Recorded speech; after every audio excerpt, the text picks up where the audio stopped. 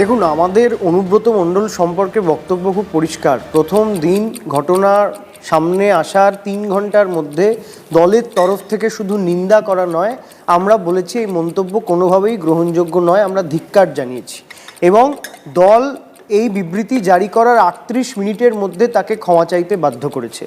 তার পরবর্তীতে এই যে আলোচনাগুলো এতদিন ধরে এই যে লিঙ্গার হচ্ছে, এটার কি কারণ আমরা জানি না।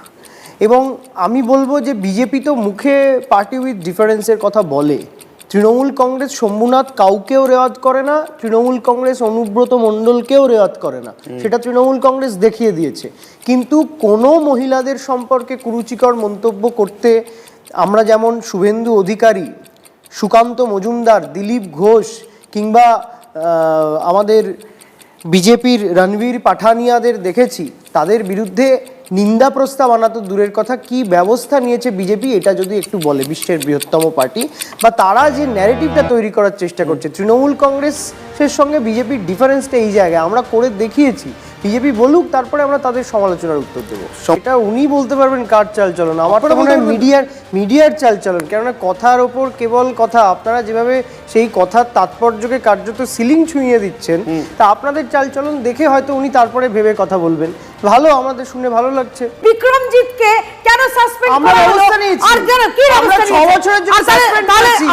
আপনি বলুন, দিলীপ ঘোষ মুখ্যমন্ত্রী সম্পর্কে যা বলেছেন তার জন্য কি ব্যবস্থা নিয়েছেন? আপনি বলছেন সোফিয়া কুরেশিকে সন্ত্রাসবাদীদের আপনার দল কি ব্যবস্থা নিয়েছে? তার মানে আপনারা বেশি কাজের, তার মানে আপনি বলতে চাইছেন মাদার তৃণমূল নিষ্কর্মা অকর্মা কিন্তু এই 6 বছর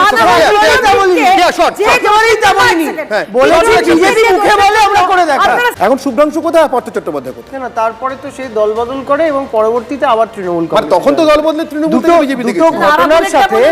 দুটো ঘটনার সাথে আপনারা যেভাবে দুটোকে এক করে দিচ্ছেন, আমি বলছি বিজেপির এই গলাবাজিটা মানায় তো? শুভেন্দু অধিকারী যে মহিলা মুখ্যমন্ত্রীকে প্রতিদিন আক্রমণ করে, এটা মানায় তো? সুকান্ত মজুমদার যা মানায় তো?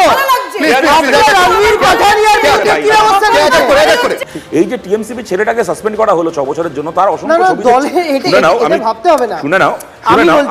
আমি বলছি নিশ্চয়ই আমি বলিনি, আমি বলিনি দাঁড়াতে পারো। দেখো করোনা আনিসুর রহমানের তুমি কিন্তু কথা চেপে দিচ্ছ, তুমি কথা চেপে দিচ্ছ, অনিল বসুর পাশে দাঁড়াতে পারো। ও বুঝতে পারবে। আমি তোমার পক্ষে বলছি, আমি তোমার পক্ষে বলছি। আচ্ছা, উত্তরটা আমার পক্ষে বলতে এক সেকেন্ড, কেন দাঁড়াচ্ছ? তুমি তোমার দলের পক্ষে। আমি বলছি বুঝতে পেরেছি। তোমরাও রঞ্জিত ঘোষের পাশে দাঁড়াও, তোমরাও রঞ্জিত ঘোষের পাশে দাঁড়াও, আমি কিছু বলছি না। পুলিশ মন্ত্রী মমতা তোমরা রঞ্জিত ঘোষের পাশে দাঁড়াও, আমি কিছু বলতে গেছি? মমতা বন্দ্যোপাধ্যায় পুলিশ প্রশাসনের প্রধান, না তোমরা রঞ্জিত ঘোষের পাশে দাঁড়াও, আমি কিছু বলছি না। দলে থেকে যদি কেউ পুলিশ প্রশাসনকে কদর্য আক্রমণ করে, তার বিরুদ্ধে ব্যবস্থা। ও তো অনুব্রত কি করেছে? তার বিরুদ্ধে ব্যবস্থা হবে। আমি বলছি বংশগোপালের বিরুদ্ধে কি ব্যবস্থা হয়েছে? পুলিশের মাকে পুলিশের চৌধুরী বিরুদ্ধে কি ব্যবস্থা